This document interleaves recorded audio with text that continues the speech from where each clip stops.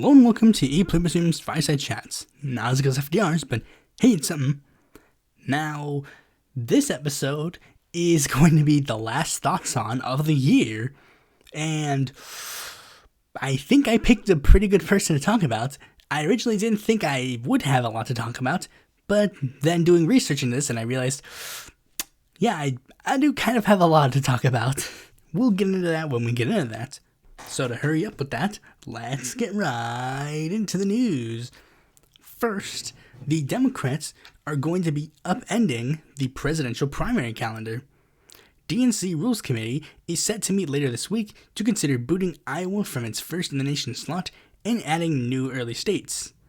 Now, when I first heard of this, I was, supportive of it. At least very early on, because very early on, they were suggesting that the new first state primary should be Nevada. And I'm not just saying that because Nevada very much heavily has leaned further to the left, but they argued that Nevada really should have been, closer to the front, because, it is a more diverse state, and probably, quote-unquote, better reflects the Democratic primary than it has before. And a state like New Hampshire, which is very much a heavily white, heavily sort of more, I can't really describe it, but basically, I think it's pretty much just the white thing. The state of a bunch of old white people probably shouldn't be deciding how the Democrats run things. And during this week, they have actually solidified what their first in the state calendar will be. And I'm looking at it, and I am very disappointed. Now, a lot of these, generally, these states are not particularly bad. It's just the order they chose. You see, first of all, Iowa is basically just completely gone. The first primary they want to hold is on February 3rd with South Carolina. And immediately, the whole rest of the slate has become incredibly unbelievable. Having South Carolina as the first state is very bad for many reasons. And here's the thing, the only reason why, I really don't understand this, this huge love for South Carolina of all places. And, while I was just saying that, I immediately figured out, oh yeah, this is why South Carolina is first in the state.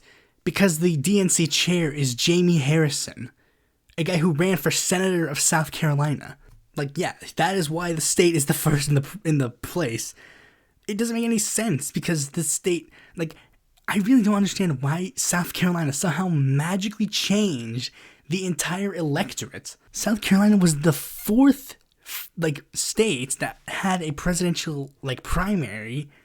And then, despite the fact that Bernie won the first three states, somehow Biden wins South Carolina and then automatically, magically, everybody's just oh, the race is over, Biden won. It's that makes no sense. The state is very right-wing politically. Again, if the whole, one race, being monogamous in this state, very much shouldn't be deciding how the entire rest of the country thinks. South Carolina does that just for a different race. Now, I'm not saying don't have it in, the first couple of states, but I'm saying it shouldn't be number one. If anything, Nevada should have been number one, because it was more, divided politically. We should probably just go over the remaining ones. February 6th, New Hampshire, Nevada. February 13th, Georgia. And February 27th, Michigan. You see, literally, if South Carolina was just not number one, then it would have worked.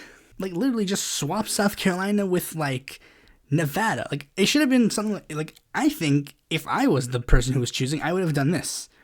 Nevada, Georgia, Michigan, South Carolina, and New Hampshire. And I'll explain the reason why. Nevada, as I said before, very much a, mixed area. Mixed politically, mixed, ethnically. They're a place that's sending, a Democratic senator and a Republican governor. So clearly it has, divided politics. It's, very diverse. So it makes very much sense that that area is the one that represents that part of the country. Georgia, very much in the same way, it's a purple state that is steadily becoming more blue. And it's because Democrats are starting to pay attention to that state. So naturally, I think if you want to keep that state voting Democrat, then you should be focusing to keep that state in good favor with Democrats. Michigan is kind of because there's sort of this like divide within the Democratic Party now. Like you saw with like, there was like this one small like one for like DNC vice chair where like a candidate was running. Debbie Dingell, she ran for like the DNC vice chair, and one of the big things that she did was try and show that the reason why she should be DNC vice chair was because if she wasn't, then the entire Midwest would have basically been overlooked in regards to like democratic leadership. And this would basically be my way of keeping Michigan in Democratic favor, keeping them like front and center in the primary. And New Hampshire and South Carolina, honestly, like, again, as I say before, neither of these areas make any sense being in the first. Not much else for me to say except Nevada really should have been first. I really don't get why it wasn't. Nevada was the whole reason that this entire talk of, like, changing the Democratic primary calendar happened, so I don't understand why they wouldn't be first. But anyways, next story, the Senate had a kind of big vote. As people have realized, Democrats can no longer just rely on a Supreme Court hearing to have laws be laws of the land. So now they actually have to do something like pass laws. And this one is one of the laws that they're trying to do to address an issue. This one being gay marriage. And it actually passed with a decent amount of Republican support. And with that, I'm actually going to just name all of the Republicans that voted for it, and we will see why they made their decisions. Roy Blunt, Richard Burr, Shelley Moore Capito, Suzanne Collins, Joni Ernst, Cynthia Loomis, Lisa Murkowski, Rob Portman, Mitt Romney, Dan Sullivan, Tom Tillis, and Todd Young. Some of these were for ideological reasons. As we know, Murkowski and Collins are sort of like the moderate senators, and apparently Todd Young has historically been sort of an agnostic on the gay marriage issue. I don't know any particular reason why Tom Tillis has been a historical, like, obvious yes, because, like very early on, he was just an obvious yes. I don't know why. But I think there is one reason why, and that's actually one thing that's interesting. Both North Carolina senators voted yes on this, but there's two reasons why. Tillis he was just re-elected, so he doesn't have to face any consequences of it until later. And Richard Burr is not running for re-election, so yeah. And there's another one, Rob Portman, he was the senator from Ohio. He's also not running for re-election, and neither is one other person, Roy Blunt. They weren't running for re-election, but Portman actually has, a gay kid, so he has reason to, quote-unquote, support gay marriage. But there's really not much to say except it's kind of cool that this passed, and it's probably going to pass the House if people don't try to hold it up. Or maybe it already did pass the House, I forget. But anyways, let's move on to another big vote that happened. There was a railroad strike that was bound to happen.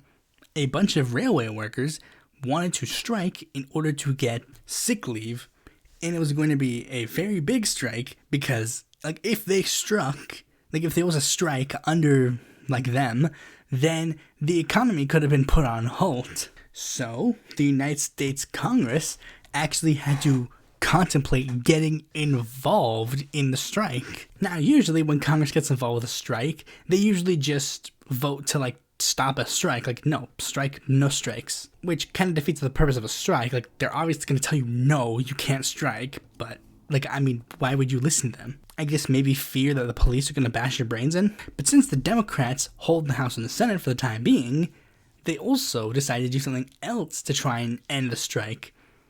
They were not only going to have a vote to end the strike, but they introduced an amendment to actually, guarantee that railroad workers would get, sick, they would get 7 days sick leave, which was one of the demands in the strike. Now, this was one of the big things, because it was sort of like a gamble. Let's be real, ending the strike, that vote would have just automatically passed. Let's be real. the whole gambit was essentially, like, the whole gambit by, like, the union leaders and, like, progressives in the House was basically to try and make sure that that sick leave thing stays in. Because, as I said, like, the ending strike vote will pass in both chambers very easily. Like, it would pass in the chambers very easily. The real gambit was literally making sure that like bill to get, like, the sick leave stays in. And, obviously, in the House, the vote to end the strike passed overwhelmingly. The one interesting thing that happened was that 8 Democrats put their foot down and just said, like, openly, like, no, we will not vote to end the strike. And those Democrats are Chu, DeSaliner, Golden, Norcross, Peltola, Pakman, Tlaib, and Torres, California. Now, there was this huge debacle over the fact, like, some people were reporting that AOC also voted to not end the strike, but the fact of the matter is, she did, according to, like, the official, like, Congress thing, they did. But again, as I said, this thing was guaranteed to pass. The real test was very much trying to keep that thing in. Like, it's an L, obviously, to vote to end the strike, but again, that was the gambit. And the thing is, since Democrats were controlling Congress, they actually had it leveled because they all agreed unanimously to do that. And they even got 3 Republicans to be on board with it. Don Bacon, Brian Fitzpatrick, and John Katko. And now the bill went to the Senate, where, well, a very obvious thing happened. The vote to end the strike passed overwhelmingly with 80 votes, with 15 nays and 1 present. And since it's vastly different, we'll go over all the nays. Collins, Cotton, Cruz, Gillibrand, Haggerty, Hawley, Hickenlooper, Merkley, Rubio, Sanders, Scott, Rick and Tim respectively, Sullivan, Toomey, and Warren. And one interesting thing was that Rand Paul voted present on the bill rather than not, like, just voting no. Though I'm gonna guess it's because of, like, this whole, like, big thing of, like, the government getting involved with the strike. Like, it's like he's like some BS about, like, oh, the government shouldn't end the strike. But what about the sick leave vote? Well, the sick leave vote happened a lot more typical. It got 52 yeas and 43 nays. W? Actually, no, because it needed 60 votes to pass. And here's what's worse. They didn't even get every single Democrat to vote in favor of it, because Joe Manchin voted it down. But another thing that's interesting is that we actually got a couple of Republicans to flip and support this thing. The Republicans in question that voted in favor of it are Mike Braun, Lindsey Graham, Josh Hawley, John Kennedy, and Marco Rubio. Now, what's interesting is not the fact that the strike, like, failed and that, like, you know, whatever, but notice how I mentioned Hawley, like, twice in that? Like, Hawley voted not to end the strike, but also to give them, like, the paid sick leave. You know, remember, Hawley is one of the Republicans that is trying desperately to make the Republican Party the new populist party, the one trying to run on, like, you see, we're the party of the working people. And, you know, other members of Congress, like Republicans like Mike Braun, have also shared similar sentiments. And even Rubio, to a degree, has tried to make that into a new thing. Nothing much else to say, so let's move on to the last story. FTX billionaire Sam Bankman-Fried. Remember him? He was the guy who had the People for Power PAC and, like, was that huge crypto billionaire that spent, like, tons of money in Democratic primaries. Well, shock of all shocks, he revealed in an interview that he didn't just funnel money to the Democrats. But the difference is, he made his donations to the Democrats publicly available for people to find, but the ones that he donated to Republicans, he said, quote, all of them were dark, meaning that you can't trace who he donated for Republicans. This is literally the least shocking thing of all. There's really not much else to say. Like, it was pretty obvious. The one thing I can say is, like, many people are trying to, like, do this big thing where they're trying to paint Sam as, like, oh, the Democrats he bought are basically the same as Republicans. But it's like, that's the confusing part. A lot of the Democrats that he backed were actually progressives, like Jonathan Jackson and Maxwell Frost. I really don't know, like, the game plan. I think literally his game plan was literally just to donate to these super progressive candidates so that he would be thrown off his tracks. Or hoping to get any political favors down the line. Like, that's how billionaires go. They just literally just donate whatever money to whatever candidates they want. But anyways, there's not much else for me to say, so we'll finally be able to talk about the main topic of this video. David Pakman. Oh boy. David Pakman. Now, again, I said that I originally didn't think that I would have a lot to say, but oh boy, I actually do have a lot to say now. And the thing is, like, I knew a lot of the stuff that I knew that I wanted to say, but it's like, I didn't realize it was, like, this bad or this apparent. But I guess we'll talk about it nonetheless. David Pakman is an Argentine-born American progressive talk show host and political commentator. He is the host of the YouTube and Twitch talk radio program, The David Pakman Show. Yeah, remember, this was back in the time when, like, the quote-unquote lefty creators really just were copying the right-wing creators and were just like, oh, The Blank Show. His show, I guess, had a more original name originally. You know, originally it was called Midweek Politics with David Pakman, but I'm pretty sure that was because that was, like, a radio program that already existed, and then he just joined in. And then through that, he became, like, a news host. Like, as I said, he originally started on the radio, a very odd place to be a progressive newscaster. What was even more odd was his age. He was an undergrad student at the University of Massachusetts Amherst and was an intern at the Media Education Foundation and started his show in, like, 2006 at the ripe old age of 21. Odd. I'm 22 now, and this is technically me of the older time of my show. Now, the show steadily grew, like, it was expanding a lot, and again, it was the big thing of, like, oh, he's so young, and he's, like, expanding very big. By 2009, getting commercial radio affiliates in Atlanta, Georgia, and Massachusetts. And then in September of 2009, Pakman made the leap from just radio to producing a on-camera version of a show, originally being offered as a public access TV station, while also simultaneously uploading it to a website that was starting to pick up steam, known as YouTube, sort of copying what the Young Turks did. Which is funny because by 2012, he ended up joining the Young Turks, like basically having his show be part of the TYT network. He would eventually leave the TYT network because I guess he was better doing his own thing. But like that was basically the thing with a lot of these like left-wing news shows like the Humanist Report and Secular Talk, like, and Jimmy Dore, like they all were like, oh, well, join the Young Turks because that's what you're supposed to do. The Young Turks were essentially running a multi-channel network. I guess these guys should know if they were like stealing money as well, because if they weren't, I guess they weren't a multi-channel network. And of course, Pakman, you know, his thing is that he went over the news, gave his commentary about it, whatever, interviewed people, and he got heavily involved in a lot of, really dramas or like controversies, whatever.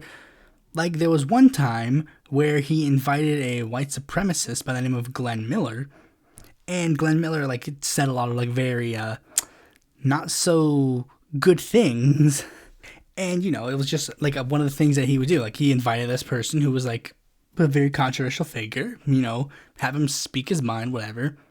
And then 4 years later, Glenn Miller committed a mass shooting, and that led to a huge bump in like support for Pakman's show. He interviewed a lot of people during Gamergate, and like he also got involved with the Adpocalypse drama.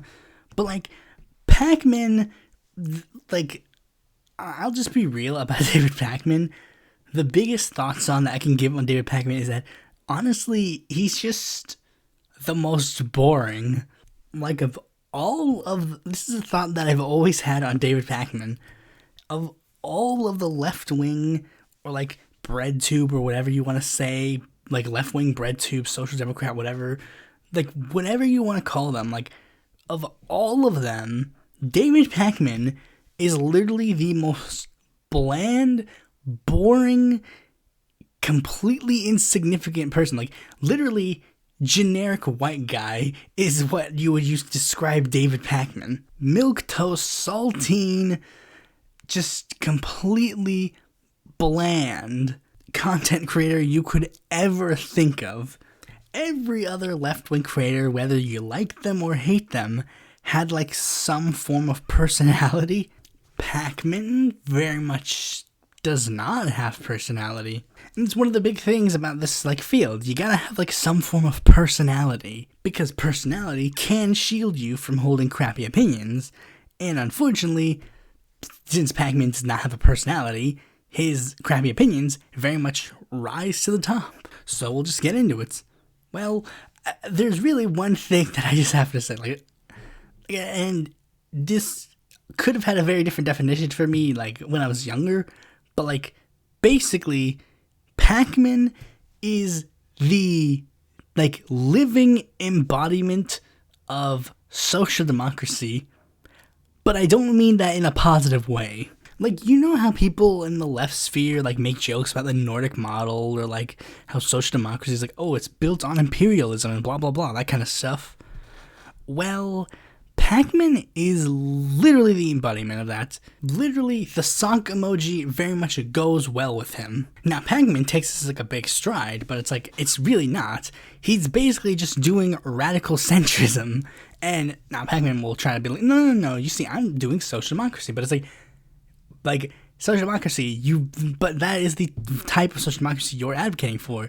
You're advocating for the stuff like Blair. You're advocating for the stuff like Clinton. In America, he'll advocate for something that seems like just milquetoast, nice reforms that lean like a little bit to the left. Like, hey, I mean, maybe hypothetically, like a social welfare state's pretty cool. You know, maybe we should have like a universal health care. But then, when a socialist comes around, he's like, oh, these guys, they're, like, super radical. They're, like, bad. I'm not advocating for what they want. I'm advocating for the good things. Like, you might as well call him a social liberal, because there's basically nothing that separates him from, like, a liberal. And one of the biggest adages about liberals is this: they're 10 paces left on a good day. They're 10 paces right if it affects them personally. But it's not even that for Pakman. For Pakman, it's sort of like, when it affects him personally, he wants to be, like, so far left. But when it affects literally everybody else, all of a sudden, he's, like, one of the furthest right people you can think of. And when I said it, I'm particularly talking about foreign policy. David Pakman, as a pundit, he engages in foreign policy. But he's just, like, again, literally on the foreign policy stage, there is literally nothing that separates him from just a Democratic Party strategist. There's barely anything that separates him from a Republican strategist. The only thing I could think of is that he doesn't continually advocate for every single war in the world. That is the only thing that separates him from a Republican strategist. He'll toe their line on literally everything else, except for war. And he thinks that's legitimately just enough. Like, oh, that's it. I don't need to do anything more to advocate for literally anything else. Look, just because I don't advocate for war all the time, that automatically means I am vastly different from a Republican. It's like, but you're not. All your talking points do is basically fuel the flames for future conflicts and future, like, problems. But you just don't want to go through with doing that. And Pakman gets, like, a ton of flack for this, to the point where he makes, like, a segment every year where he basically, like, whines and is like, guys, my audience is mean to me sometimes because I don't say things they agree with. Maybe don't be wrong then. In particular, there are 4 things that come to mind. First, the ones where he has the most salient criticisms, I guess. Venezuela. Like, I mean, I'm not gonna sit here and pretend like Venezuela's like the biggest perfect nation in the world, whatever. Like, but he talks bad about, like, Chavez and Maduro, which is, like, again, like, you can make criticisms of them, very much so. And I'm not gonna sit here and pretend that all of the criticisms against the Maduro or Chavez, like, administrations are bad. Like, oh, they're all, like, neoliberal, evil talking points. But there's one continuous thing that he mentions basically in all 4 of these that I really do not understand how he, because he'll do with this thing where he will say, oh, if you understand the history of this nation, of this region, blah, blah, blah, you'll understand this. But then he will also treat this specific situation as if it's a vacuum, and that it's specifically the fault of X. Like for Venezuela, he does like literally all of it for it. Like, oh, everything that is wrong with Venezuela is basically due to Chavez. Like, Chavez did it. He caused all the problems in Venezuela. And if you understand the history of Venezuela, you can understand that it's Chavez's fault. But it's like, oh, but that like conveniently ignores literally everything before Chavez and everything after Chavez. You know, the long-standing effects of United States imperialism building the situation that leads to Venezuela. One of the biggest things he tacks onto is, you know, the idea like, oh, Venezuela has become a dictatorship or become like democratic backsliding or whatever. Like, that's one of the big pieces of contention that he's been levying towards Venezuela, that it's like lost its democracy. But here's like the biggest thing, like, let's be real, let's just be completely honest. The Venezuelan opposition is a literal joke. This is the whole spiel of the Venezuelan opposition. They claim the elections are rigged against them, they boycott the elections, then after they lose, they claim the elections against them were rigged because they didn't win any seats. Rinse and repeat until they eventually get bored, decide to run candidacies, and since they have literally no partisan infrastructure, they massively fail, and then they go, see, Venezuelan elections are rigged against us. Just for sake of understanding, let's analyze all of the important elections after Chavez reformed the country. 2000, Chavez won the presidency with 59.76%, and his party won with 44.38%. An uptick, but a reasonable one. 2005 was the first parliamentary election that the opposition pulled the "it's rigged, so we will not be running," and that is when Chavez's party shot up to over 60.6%. 2006 was the same, but for the presidential election, the largest opposition party abstained, and Chavez got almost 63% of the votes. And this is sort of where the notion of like, oh, Chavez is rigging the elections are coming from. The opposition is claiming it's rigged, and look, Chavez is getting these really, really big numbers. Now this is where things get complicated. 2010 was the first parliamentary election with the new opposition bloc, the Democratic Unity Roundtable. The Democratic Unity Roundtable and what I think PSUV was formed by this time, or like Chavez's party, whether it be PSUV or the Fifth Republic movement, they got very similar vote totals. It was like 49-48. But due to the divide in the first past the post and proportional representation seats, they were a bit more divided in the Congress. 2012 had a very similar sort of thing. There was a rising opposition candidate by the name of Enrique Caripeles, and he was the first like major opposition figure in a while who decided to mount like a very viable candidacy against Hugo Chavez. Due to Chavez's immense popularity in the country and the fact that Caripeles, he probably needed a little bit more time to build up a base, the divide was 11 points. But again, this is very reasonable to come to, and again, with the rising opposition, now the PSUV is now down back in the 50s. 2013 was the first election since Chavez's death. And the thing is, Chavez, while being immensely popular still, Maduro is no Chavez, so there was a massive drop in support in PSUV. Maduro only got 50% of the votes, and Caripeles shot up immensely in the polls, getting 49%, which is very reasonable. The DUP is steadily rising in support due to the fact that Chavez, the central figure of PSUV, is no more. And 2015 was the first parliamentary election since the death of Chavez, and the Democratic Unity Roundtable won by an incredibly large margin, 109 seats compared to PSUV's 55. And in 2018, we had the other presidential election. The opposition again chose not to run. Maduro surprisingly won without any large opposition candidate. Granted, a lot of them were not allowed to run, but one prominent voice was allowed to run but didn't. And another interesting thing that happened is that during this election, apparently, PSUV contemplated replacing Maduro as their candidate as they feared that his unpopularity might cause him to lose. if the elections are rigged and like democracy is failing in Venezuela, then why would the party contemplate removing Maduro as the candidate? I might hear Pakman or someone else try to say like, oh, but they're like, this is all like, not even saying like this is all part of the plan. I don't know if he's like that conspiratorial. Though granted, he might be considering something we'll talk about in a bit. But that's the thing, like, you guys know, like, these authoritarian leaders, they don't care. These guys literally do not care. Ortega will literally jail, like, literally every single prominent opposition candidate, and then will walk around and be like, look, I won 70% of the vote. Assad will go around claiming he won, like, 95% of the vote. Putin goes around claiming that he won 75% of the vote. The authoritarian autocrats, they don't play with the whole, like, okay, we'll make it look like their opposition's winning. Like, they're not going to give the opposition a chance to win in one term, and then just going to flat out go, okay, I guess that's over now. And another thing, because he, like, talks about, like, you know, opposition figures being arrested unjustly, the biggest example I can really think of is, like, Guaido. Like let's think about Guaido. Like, Guaido was the biggest outlier. Like, Maduro allowed Guaido to say his spiel all day long about how he was the legitimate president, how he needed to push for new elections, blah, blah, blah. And he only faced consequences after he literally attempted to overthrow Maduro.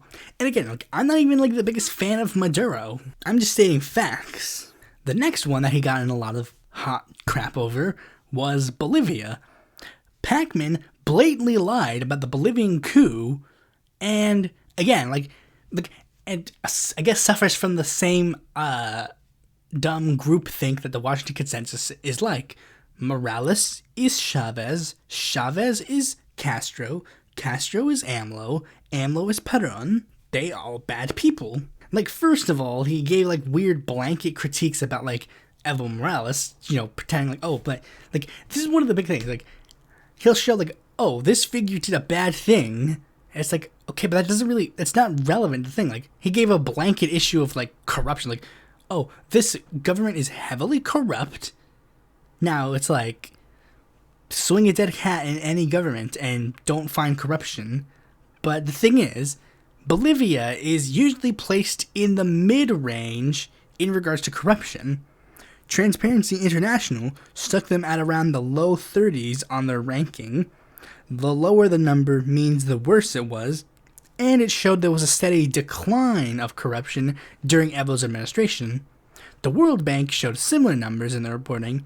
Granted, theirs are reversed, meaning that 100 was the worst corruption and like 1 is like no corruption, I guess. At least that's how I read it. The wording on the reporting with that is weird. And like Pakman again tried to do the thing. Like, if you understand the whole conflict, you'll understand why this is actually a good thing. And he went on to try to explain a lot of like what was going on, but like previously, like, oh, like the whole thing about like Evo changing the constitution, and then he got like 2 more terms after he technically should have only gotten 2, but since the Constitution was written during his tenure, he got 2 terms. The referendum where he tried to get like many terms, and then that referendum failing, and then Evo, you know, you going to court for it. But it's like the thing is like, that's not really relevant. I mean, to be fair, it's like relevant, but it's like, it's the law. Like, they went through all the legal parameters that it needed to go. And I'm not even saying that this is necessarily a good thing. Like, if I were in Evo's circle, I would have at least told him to not fight after the referendum failed. In fact, I probably I would have suggested to not do the referendum at all. But if he has to do the referendum, it's like, after it fails, just like, let it go, Evo. Just let your VP take over. Although one weird thing that he said, like, during that spiel was like, he mentioned how, like, he barely won in 2014. And it's like, the results were 61-24. That's a little bit more than barely. But the biggest thing he got flack for was him using all of that argument to basically say that it wasn't a coup. If you look at Bolivian history, this process isn't a coup. It's like, no. Like, what? None of this literally even remotely changes what happened. It's like military overthrew this guy. Oh, but you don't understand. This guy, He was in the office a term longer than he should have been. Okay, the military still overthrew. Like, no, you're not understanding. It's not as black and white as you think it is. Like, no, it literally is as... first of all, this isn't a moral argument. This is literally just what happened. Whether or not you believe that Evo should have been kicked out of office, that doesn't change the fact that he was kicked out of office by the military. And let me explain. I'm going to go through the whole process of what happened to show you why this is definitely a coup.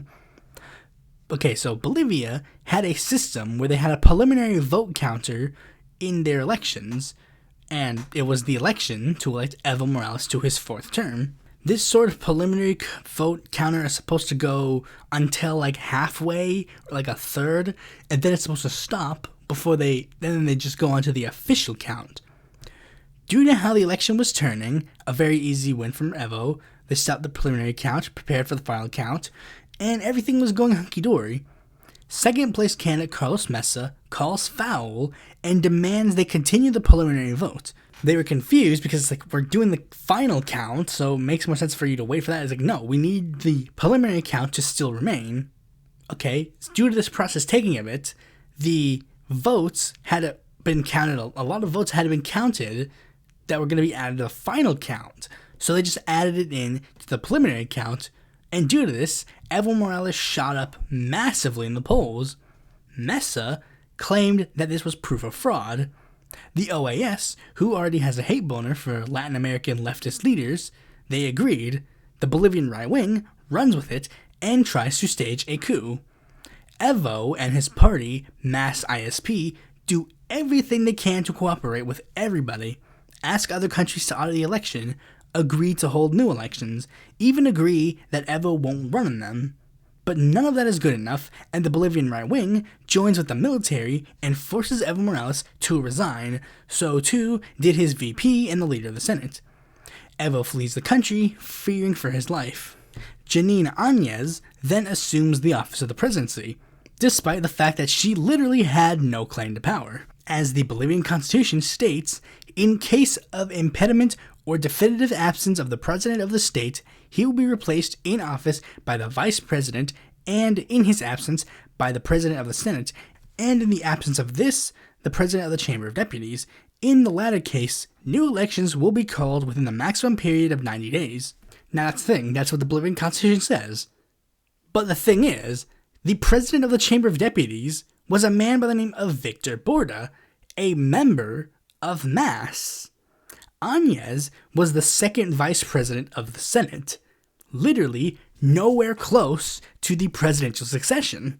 But she was seated anyways because the Bolivian right wing refused to have MAS have any say in who was appointed to the presidency. MAS said, okay, the Constitution says the chamber leader, Victor Borda, will be president until new elections are called. They said, no, we're not going to sit a freaking MAS member. So David Pakman spends all this time complaining like, the left-wing person, he's breaking the rule of law of their country and illegally seizing power for longer than he should. It's like, the right wing is literally using the military to seize power they have no claim to. They were vastly breaking the law, a lot more than Evo was, because Evo went through this thing called the court system, and the laws were shifted. Meanwhile, Bolivian right wing said, no, this is the law of the land, we will not listen to it, we will appoint whoever we want. Oh yeah, and Áñez stayed in office longer than the 90 days that it was supposed to take to do an election. So again, like, which side of the aisle was breaking the rule of law in the nation again? The next one is Argentina. Now, as an Argentinian, David Pakman has talked about a lot about their political, scene. And it just so happens, for some reason, David Pakman literally gets everything wrong. Pakman has a huge hate boner for the Kirchners, the mainstream, center-left social democratic force in Argentina, citing vague issues of corruption and populism as to why they're bad. Was the corruption under the Kirchners? Yes. Hint, every single Latin American administration has had corruption. Again, he paints this thing as rampant in the entire region, and is somehow like, oh, this is like a uniquely Kirchner problem. Like, somehow it is uniquely the fault of the Kirchners that there's like corruption, because it's part of the narrative. The Kirchners are Morales. Morales is Chavez. Chavez is Castro. Castro bad equals Kirchners bad. But, like, it's not even just, oh, he doesn't like the Kirchners. Like, I mean, you saw my pink tie rankings. The Kirchners are, like, A or B rank. The Kirchners are, like, above average compared to most world leaders. But it's, like, they're just, like, they're not, like, that, like, well-loved or liked or whatever. But, like, Pakman has this huge hate boner for them. Now, if he was, like, had this huge hate boner for the Kirchners and then was advocating for, like, a leftward option or whatever, that would be one thing. But he doesn't. He doesn't support people who are to the left of the Kirchners. He supports people who are to the right of the Kirchners. In the 2015 Argentinian election, he blatantly lied about how the election was and how the politics of Argentina were, because his whole point in like talking about any of these foreign issues is that he thinks his audience is so ill-informed that they'll just buy whatever he tells them. Especially for Argentina, because they'll basically be like, look, he's Argentinian. He must know what he's talking about. Now, what am I talking about? Well, in his video where he talks about the 2015 Argentinian election, he's very giddy that the center-left candidate of the Kirchners, not even the Kirchners themselves, like an ally of the Kirchners, a person in their party, was trailing the right-wing candidate, Mauricio Macri. And Pakman was like super giddy about this. Like he was like, yes, giddy. Like he was like so happy that like the Kirchners were losing. He then decides to blatantly lie to his audience and say that under no metrics would Mauricio Macri be considered a right winger. Now, who is Mauricio Macri? Well, Macri ended up winning that election, so Pakman, loved it. But Macri and his party are pro-free trade, pro-forced birth, pro-austerity, pro-deregulation, anti-nationalization. So when Pakman says there is no metric that Mauricio Macri is right-wing, what he actually means is by every metric is he right-wing. The only people who do not call Macri and his party right-wing are Macri and his party, because in Argentina, you cannot run as a right-winger because it has negative connotations thanks to the right-wing dictatorship that Argentina had. In fact, he hates the Kirchners so much and loves the right wing so much in Argentina that he literally jumped on a far-right conspiracy theory that Kirchner faked her assassination attempt.